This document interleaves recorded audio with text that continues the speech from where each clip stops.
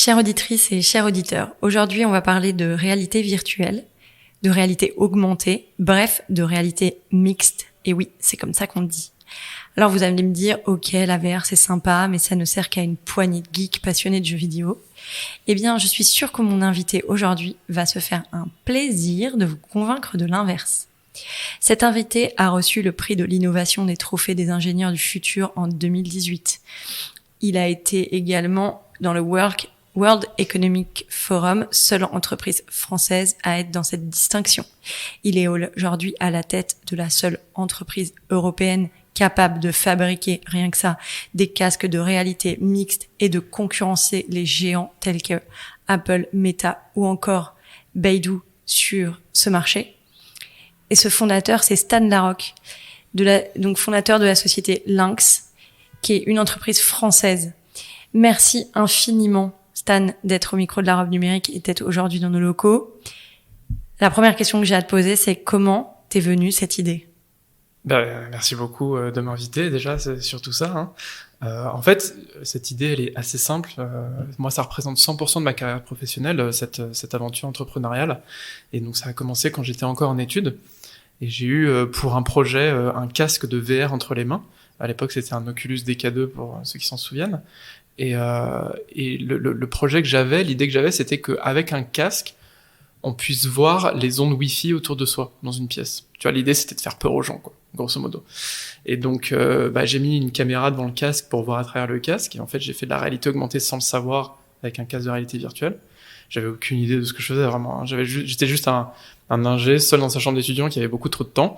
Et du coup, ça a donné ce produit qui avait quand même le mérite de marcher. Donc, le premier proto, je l'ai bricolé moi-même dans ma chambre d'étudiant.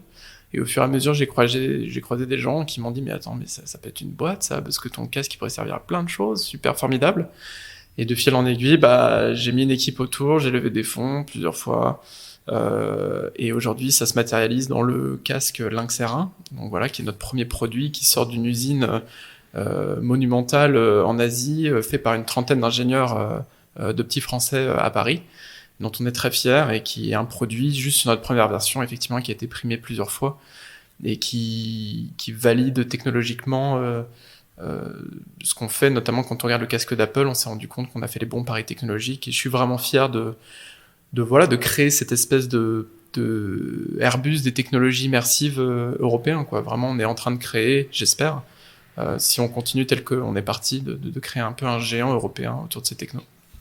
Alors justement, dans l'introduction, je disais que le casque de réalité virtuelle, c'est souvent vu pour des jeunes, des geeks, pour jouer. Enfin, voilà, on a peu d'expérience dans le quotidien, en tout cas potentiellement. C'est pas naturel. Est-ce que tu peux nous donner des cas d'usage que vous avez rencontrés pour lesquels aujourd'hui il y a des vraies avancées?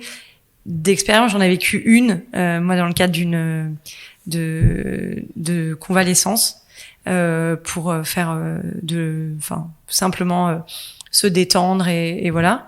En l'occurrence, avoir moins chaud. Je croyais pas trop à ça et c'était hyper bien en fait. On m'a fait voyager sur la banquise et j'ai eu frais, donc on peut leurrer le cerveau de manière hyper intéressante. Est-ce que tu as des cas d'usage là qui te viendraient? Ah oui, j'ai plein d'histoires, mais je vais faire peut-être un petit rappel aux auditeurs. Alors la réalité virtuelle, c'est quand vous mettez un casque sur la tête typiquement et que vous êtes dans un film ou un jeu vidéo et que vous êtes ailleurs. D'où le nom réalité virtuelle. Vous êtes virtualisé quelque part ailleurs. Réalité augmentée, pareil, vous mettez quelque chose sur la tête, mais vous restez dans votre environnement et on va mettre entre guillemets des hologrammes dans votre espace autour de vous et c'est un peu comme ce qu'on a pu vivre avec Pokémon Go. La particularité de la réalité mixte et des casques comme celui qu'on sort, le Lynx R1 ou le casque d'Apple, c'est que c'est des casques qui permettent de faire à la fois de la réalité virtuelle et de la réalité augmentée. Donc tout le spectre des technologies immersives. Et dans ces cas d'usage-là, si tu veux, les consommateurs ont d'abord été éduqués à la réalité virtuelle avec les casques de Meta notamment qui sont très commercialisés, très subventionnés d'ailleurs. Et là, c'est effectivement l'image du jeu vidéo, du geek, de l'enthousiaste, etc. Et en fait, quand tu regardes nos clients, nous, chez Lynx, ce qu'on fait, c'est très professionnel. On est très loin parfois du jeu vidéo. Le casque est allé dans des endroits où je n'irai probablement jamais. Par exemple, là, on a fait un vol en zéro gravité avec le CNES pour envoyer le casque dans l'espace l'année prochaine pour aider les astronautes à faire certaines manipulations. Voilà. Mais en gros, la réalité mixte, ça va, je pense, transformer un nombre de métiers délirants, à commencer par les métiers manuels, et puis des métiers de plus en plus col blanc. En fait, pour moi, c'est le meilleur outil de pédagogie au monde. C'est-à-dire que la réalité mixte, c'est... si tu veux, nous, on a appris des choses en regardant un manuel ou en regardant une VHS les grands jours à l'école. Et là, tout de suite, on te met dans un médium dans une interface machine qui te permet d'interagir avec de l'information virtuelle. Et donc, pour apprendre des notions comme qu'est-ce que c'est que la gravité, bah, tu prends 2 planètes dans tes mains, tu les fais se rencontrer, tu comprends la force gravitationnelle. On t'explique des notions de la physique ou de la chimie ou des maths de manière beaucoup plus intuitive.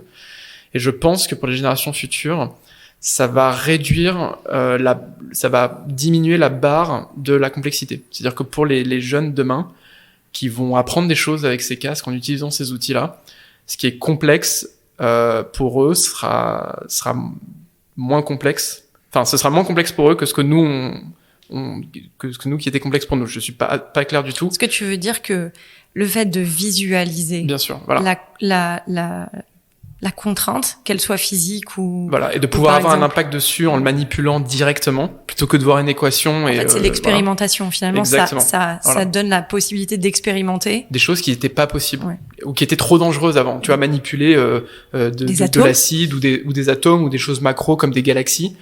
Ça va être incroyable pour la prochaine génération. Mais dans l'immédiat, nous, aujourd'hui, comment ça va toucher nos vies, c'est que sur, par exemple, des métiers, donc on travaille avec des chirurgiens, avec des tanneurs de cuir, avec plein de métiers manuels plus ou moins qualifiés, ou qui demandent plus ou moins d'études, et on se rend compte que la réalité mixte, ça permet d'entraîner leur mémoire musculaire énormément. Et donc, tu vois, un chirurgien, au lieu de regarder un autre chirurgien faire, il va pouvoir faire lui-même sur un patient virtuel. Et donc, on a des expérimentations avec l'INSERM et la PHP en cours, là, qui sont absolument phénoménales, que vous pouvez regarder sur YouTube. Vous tapez Lynx VR et vous allez tomber sur notre chaîne YouTube. Et il y a une des dernières vidéos, justement, c'est dans un bloc opératoire. Vous allez voir, c'est assez impressionnant. C'est un peu Minority Report. Mais ça peut être un technicien de la SNCF sur le bord des rails qui dépanne un train plus rapidement et du coup, les trains s'arrêtent moins longtemps, etc.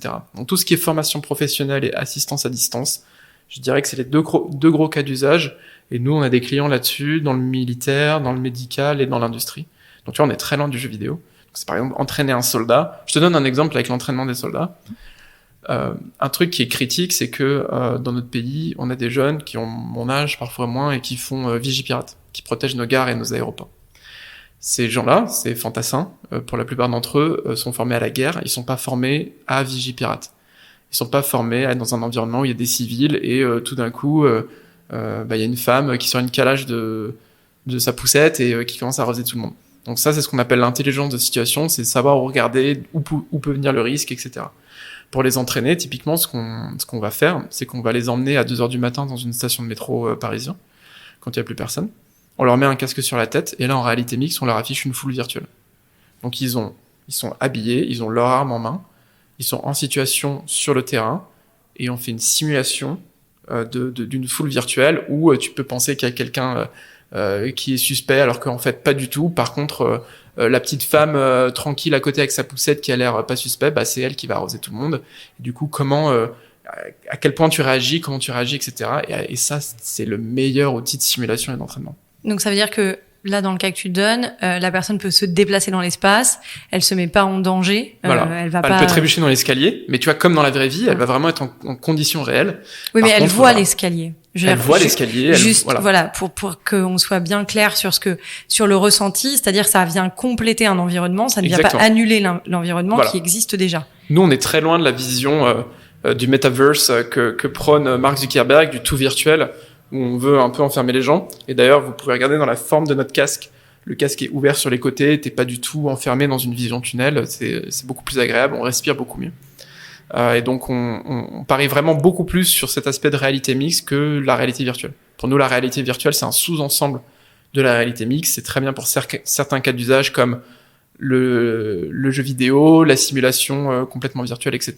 Mais il y a tellement d'autres choses qui couvrent les technologies immersives qu'il faut regarder tout ça aussi. Est-ce que tu peux imaginer, du coup, tu parlais des métiers manuels, etc. Est-ce que tu penses qu'on peut imaginer que dans des salons des métiers, eh bien, on ait des casques qui soient mis à disposition pour justement découvrir concrètement ce qu'est le métier? Mais absolument. Et typiquement, je te donne un exemple. Aujourd'hui, il y a des artisans en France, dans des boîtes qui ont un savoir-faire ancestral en orfèvrerie ou en textile ou en tannerie, où en fait c'est des savoir-faire qui se passent de génération en génération. Et maintenant, grâce à la technologie, on peut scanner ces gestes en 3D. On peut regarder un ouvrier, tu vois, un faiseur faire sous tous les angles, scanner en vidéo volumétrique et en réalité virtuelle ou en réalité augmentée, être capable de réafficher ça pour former quelqu'un qui peut être à l'autre bout du monde.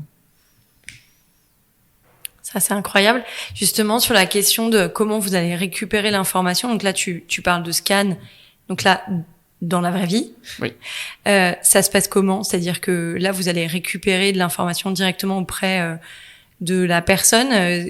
Comment tu crées ta base de données? Il y a plein d'outils de scan volumétrique aujourd'hui. Donc, ce qu'on appelle un scan volumétrique, c'est imagine une vidéo en 3D, c'est exactement ça, sous tous les angles. Et donc, les iPhones aujourd'hui, la plupart des téléphones ont des capteurs qui permettent de faire ça. Tu tournes autour d'un objet, tu peux le scanner en 3D. Donc ça, c'est le niveau 0 parce que c'est accessible un peu à tout le monde. Et après, il y a des scanners laser beaucoup plus précis. Où là, par exemple, quand on travaille avec des chirurgiens, c'est le genre de scanner qu'on utilise pour scanner la couture que va faire un chirurgien sur une artère. Voilà. Donc là, tu as besoin d'un peu plus de matos. Et il y a bien sûr des offres qui existent déjà là-dessus. Nous, on fait vraiment que le casque, ce qui permet de réafficher tous ces scans. On fait pas la technologie de scan en elle. Donc, ça veut dire que les données, elles vous sont confiées. Voilà. Et vous les faites vivre, en fait. Exactement. Ok. Et donc, on a des développeurs d'applications qui développent des applications sur notre casque. Nous, on n'a pas vocation à développer toutes les applications dans tous les métiers. Il y en a beaucoup trop. On passerait beaucoup trop de temps. Et il y a déjà un écosystème qui existe là-dessus d'agences et de développeurs qui sont formés sur ces technologies, qu'on accompagne dans le monde entier et qui vont développer ces applications. Donc, et nous, on héberge en fait les applications tout comme un développeur d'applications mobiles enverrait son application à Apple ou à Google. Sauf que là, pour le coup, nous, c'est un écosystème européen, donc avec des règles un peu différentes qui vont amener un peu de fraîcheur dans cet écosystème. Alors, tu parles de fraîcheur, t'as un magnifique t-shirt avec un logo Mozilla. Oui. Je t'ai demandé pourquoi, tu m'as dit que vous embarquez la techno Mozilla. Est-ce que tu peux nous parler un peu de ce qu'il y a dans le casque en termes de technologie, justement, des arbitrages que vous avez faits? Parce qu'on le rappelle, en fait, vous avez, donc là, on va parler du prix après, mais clairement, vous êtes un vrai concurrent pour les grands, pour les géants. Du coup, est-ce que tu peux nous parler des technologies que vous embarquez? Alors, on embarque un niveau de technologie absolument démesuré, c'est-à-dire que faut comprendre que le casque, donc c'est un casque sans fil, faut comprendre que c'est l'équivalent d'un smartphone très haut de gamme que tu mets sur la tête de quelqu'un d'autre. Donc, en termes de complexité, nous on a 6 caméras, 2 écrans très haute définition, 4 micros, 2 haut-parleurs, une vingtaine de capteurs. C'est juste délirant. Si tu veux juste le nombre de capteurs et ce que tu es capable de faire avec, et ce qu'on embarque comme technologie. Après, en termes de logiciel dessus derrière, le casque, en fait, c'est un système qui tourne sur Android. Alors là, j'attire l'attention de tout le monde. Android, c'est pas Google. En fait, on utilise Android sans la surcouche Google. Android, c'est Android Open Source Project. C'est pour ça que c'est utilisé dans des voitures, dans des avions, dans tout un tas de systèmes qui sont pas des smartphones. Et donc nous, on a pris ce code d'Android, on a rajouté nos drivers et nos propres codes qu'on a tapés nous-mêmes avec mon équipe pour faire en sorte que notre casque fonctionne. Donc on a un système très open source, très ouvert au final, et sur lequel tourne un certain nombre de services et d'applications, à commencer par les 2 plus importants, qui je pense c'est l'App Store. Donc on a un App Store à nous. C'est ça qui fait un peu peur aux GAFAM, hein, c'est qu'ils vont voir émerger un acteur européen avec un App Store qui n'est pas le leur. Et l'autre, c'est le navigateur web, donc c'est mon t-shirt Mozilla, parce qu'effectivement, on a un navigateur web qui te permet de naviguer en 2D comme tu le ferais sur ton ordinateur ou ton téléphone, mais aussi en 3D avec des sites internet compatibles. Et je pense qu'une fois de plus, sur ces technologies-là, l'accès au contenu est primordial. C'est pour ça que le marché des technologies immersives a mis du temps à émerger, parce que les casques étaient une friction, le prix, l'ergonomie, etc., et le contenu. Et je pense qu'une fois de plus, pour le contenu, c'est le web qui va gagner.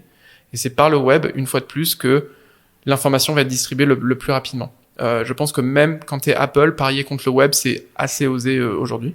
Et donc on a travaillé donc avec des gens donc du coup qui travaillent avec Mozilla pour faire en sorte que on a un navigateur web dans le casque. On a investi là-dedans parce que je pense que c'est effectivement très important pour notre écosystème.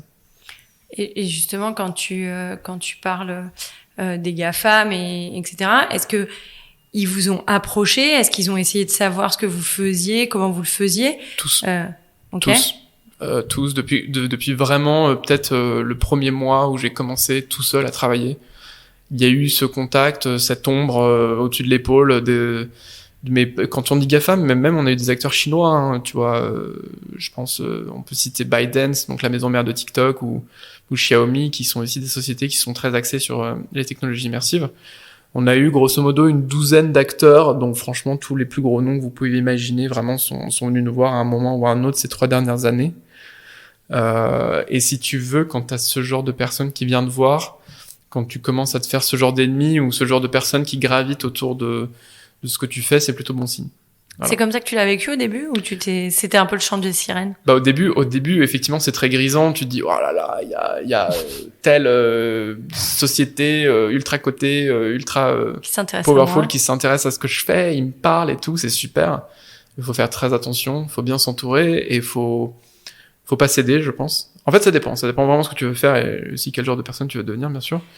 Mais je suis très content aujourd'hui, et mon équipe aussi, hein, tous les gens chez Lynx sont actionnaires de la boîte. On est très content de continuer de faire ce qu'on fait et de pas avoir cédé. Et à chaque fois qu'on a eu une proposition, je pense que 2 semaines après, j'étais déjà content d'avoir dit non, tu vois, de pas regretter. Parce que comme je t'ai dit, on a vraiment cette fenêtre d'opportunité, tu vois, qui je pense va se fermer d'ici 1 an, où on a cette chance de pouvoir créer sur un nouveau marché un peu océan bleu qui est les technologies immersives, un acteur fort européen. Genre ce qu'on aurait rêvé avec le mobile ou l'ordinateur ou le moteur de recherche, au lieu d'investir sur le truc d'avant, tu vois, on a du retard entre 2 et 10 ans à chaque fois. Mais là, j'ai dit non, sur le truc d'après, voilà, c'est ces casques, c'est ces objets-là qu'il faut investir maintenant. Et donc ce que j'ai pitché là en ce moment au fonds d'investissement et au pouvoir public, c'est en fait créer un acteur équivalent d'un GAFAM sur ces sujets-là, parce que les GAFAM font plein d'autres trucs. Mais pour les technologies immersives, créer un champion européen, ça coûte entre 30 et 50 millions. Dans 2 ans, ça coûte 1 milliard. Oui, ça coûte pas grand-chose au final aujourd'hui. Et au final, quand ils pensent, le pari technologique, nous, on l'a déjà prouvé. Parce que la preuve, on a un casque qu'on est capable de poser sur la table, qui sort d'une usine. Et si dans l'usine à côté, la chaîne d'assemblage à côté de la mienne, c'est la chaîne d'assemblage d'Amazon pour les smart speakers Alexa. Donc on est vraiment sur les mêmes. On joue avec les mêmes jouets que les GAFAM, que les gros, en termes de production, de technologie, etc. En termes financiers, le pari technologique est pas délirant. Alors justement, on va parler du tarif. Apple, on est plus de 3 000 €. 4 000 en France, hein, quand il va sortir, t'inquiète pas, avec les taxes. Toi, vous êtes à combien? Nous, on est à 1 000 €. On est à 1 000 €. Gap quand même. Et c'est ce que j'expliquais sur une autre émission, c'est que Apple, ils ont fait une Ferrari qui coûte le prix d'une Ferrari. Et si t'as pas forcément les moyens pour la Ferrari, mais que tu veux une BM ou une Mercedes, pour pas dire une 2 chevaux, la version française, tu peux venir nous voir et tu vas aller sur les mêmes routes et faire à peu près la même chose. Alors, de ce que tu décris, c'est quand même pas une 2 chevaux parce que ça paraît quand même hyper équipé. C'est clairement pas une 2 chevaux et c'est pour ça que, j'utilise plutôt le terme BMW ou Mercedes. C'est vraiment un très très beau produit. On en est extrêmement fiers. Malgré tout le retard qu'on a pu avoir avec le Covid et tout un tas de choses qui nous sont arrivées. C'est vraiment une série Netflix, ce qui s'est passé autour du développement de ce produit et des gens qu'on a pu croiser.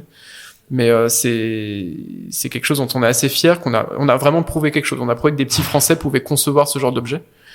Et le pari est déjà gagné. Le but maintenant, c'est de prouver que des petits Français peuvent aussi assembler et fabriquer donc c'est tout le projet industriel qu'on a derrière, qu'on est en train de dérouler là avec la levée de fonds en cours et puis les perspectives d'évolution de la boîte. Est-ce que ça veut dire que vous voudriez localiser votre prod en Europe ou en France? En France même. Okay. En France.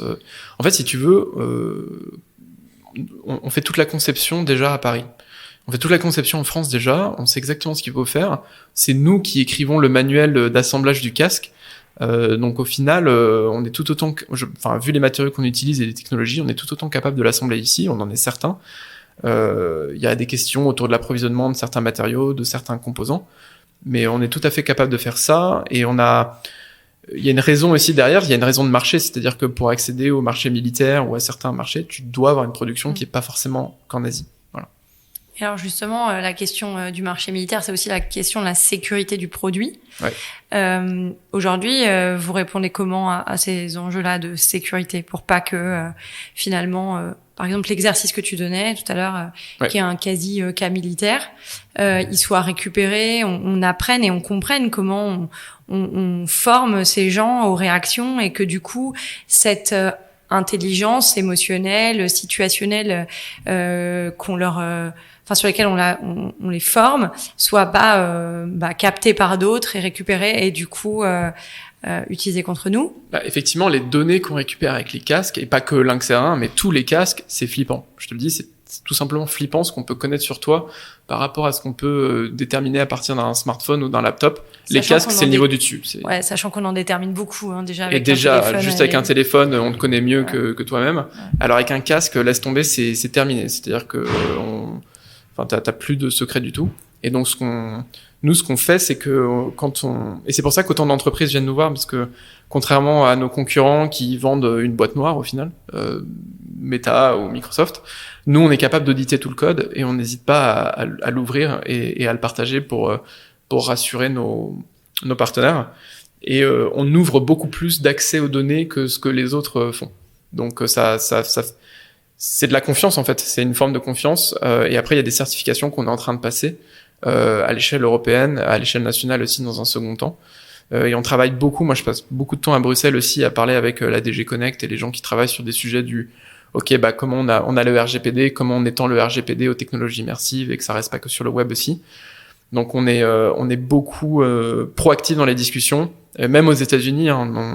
Je peux pas forcément en parler publiquement, mais on est intervenu dans certaines décisions, notamment des témoignages avec la FTC et ce genre d'agence. Donc on est très proactif là-dessus, et c'est pour ça aussi que j'ai gardé la boîte telle qu'elle est et qu'on s'est pas vendu un Américain ou un Chinois, parce que je pense que il faut de toute façon quelque chose de souverain, dans le sens où quelque chose qui ne ressemble pas à ce qu'on a pu vivre dans le web autour de la donnée.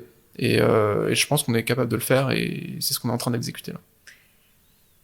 Quand tu dis que vous allez chercher des investisseurs, etc., des levées, on comprend dans tes propos qu'il y a aussi une recherche de financement public. Oui. Est-ce que tu te sens soutenu ? Oui, je me sens énormément soutenu, et ça fait un bien fou parce que en fait, donc je fais leur promotion rapidement, mais il y a une entité qui s'appelle le SGPI, qui est le secrétariat général pour l'investissement, qui sont en fait des participations de l'État avec un budget de 54 milliards sur 10 ans. Et dans ces équipes-là, et dans les équipes des différents ministères, j'ai pu rencontrer des gens qui ont compris ce que je faisais, qui ont compris pourquoi c'était important qu'on ait pas qu'un casque en plastique, mais en fait une plateforme derrière européenne, et donc qui ont été convaincus de ce qu'on s'est raconté là, de pourquoi c'est important. Et je suis vraiment très content j'ai un peu repris foi en le service public à ce moment-là, en disant ok, il y a des gens quand même super capés de l'autre côté, qui comprennent les problématiques, et qui sont capables de s'inscrire dans une stratégie digne des GAFAM, quoi. Donc Lynx est vraiment soutenu par les pouvoirs publics. Je pense que ça va se matérialiser dans les prochains mois avec des annonces qu'on pourra faire, notamment autour de la levée de fonds en cours, par exemple. Mais oui, il y a eu vraiment une prise de conscience, je dirais, ces 6 derniers mois. Et j'ai pu donc alerter les pouvoirs publics sur la sortie imminente d'Apple, sur le fait qu'il fallait bouger rapidement, et ça a été compris à des niveaux assez hauts dans l'État. Donc franchement, très bonne surprise, et bravo à eux là-dessus, parce que c'est pas évident ces gens ont 12 000 urgences à gérer tout le temps, ils sont noyés dans le process, mais j'ai vraiment eu de très bonnes interactions avec différents ministères, donc à la culture, à l'industrie, avec le SGPI et d'autres. Donc non, franchement, bravo à la dynamique qui est en place autour de ces sujets d'innovation. Ouais. La culture aussi, les casques de réalité augmentée, ça... Et vous allez voir dans le monde culturel des spectacles, des concerts, des institutions qui vont s'emparer des casques, notamment aussi du casque Lynx R1. Je peux pas trop en dévoiler parce que je leur laisserai partager les surprises, mais il y a des choses incroyables qui vont être faites même d'ici la fin de l'année dans le monde culturel avec les technologies immersives. Ça va aussi lutter contre, je pense, une partie d'isolement.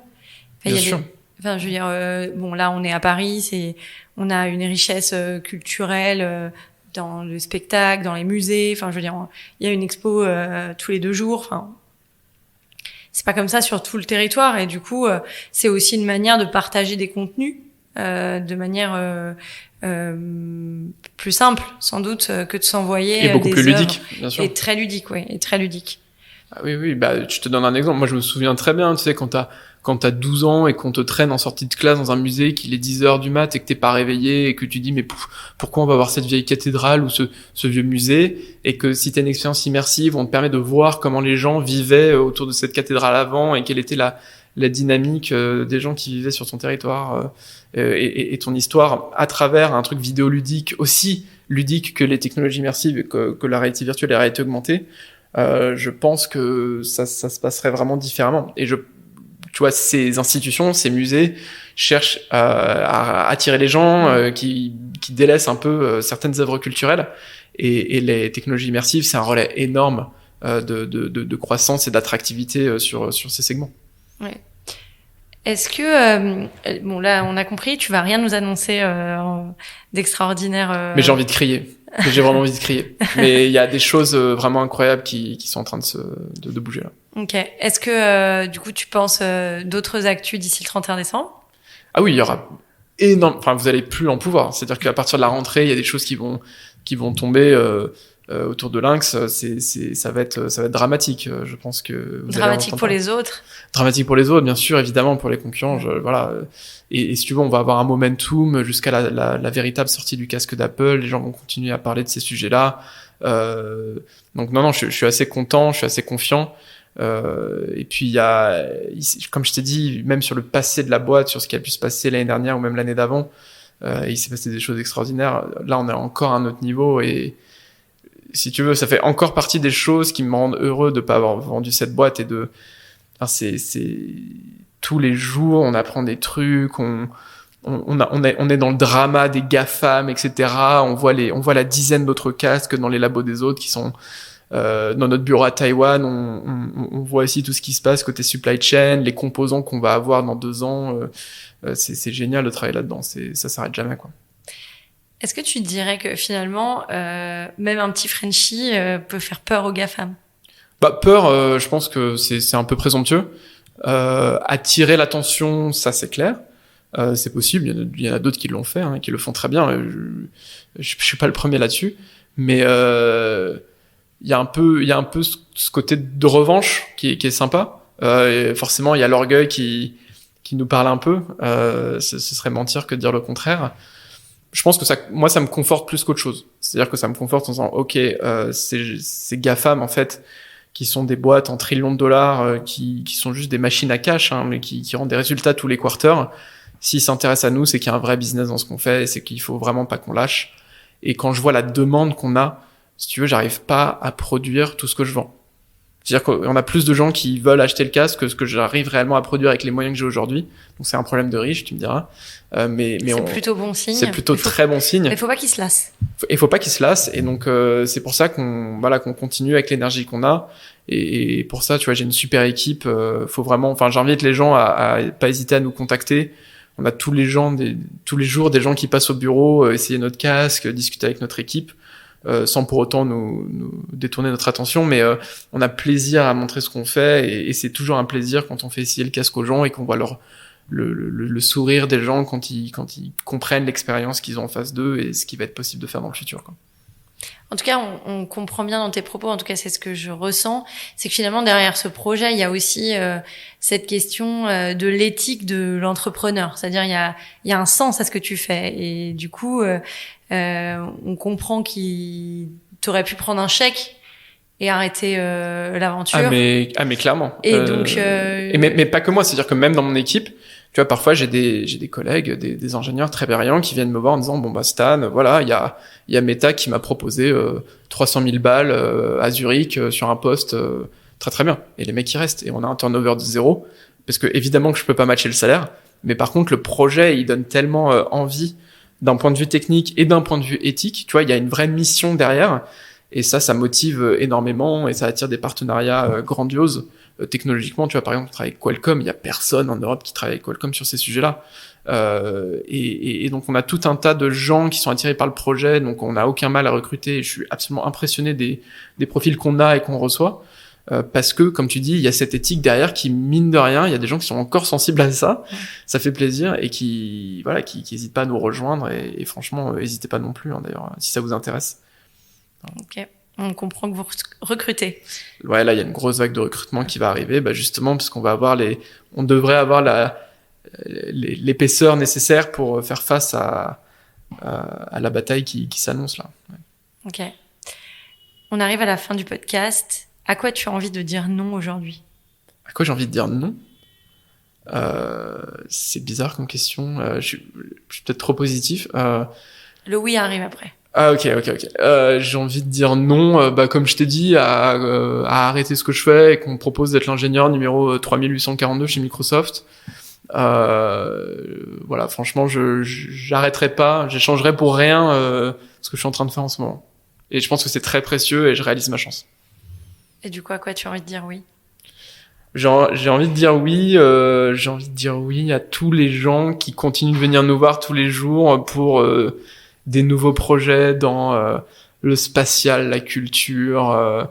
Je suis éberlué par les gens qui commencent à s'intéresser à Lynx et utiliser notre casque pour faire des choses que j'imaginais même pas quand on a conçu notre casque. Donc ça, oui, venez nous voir.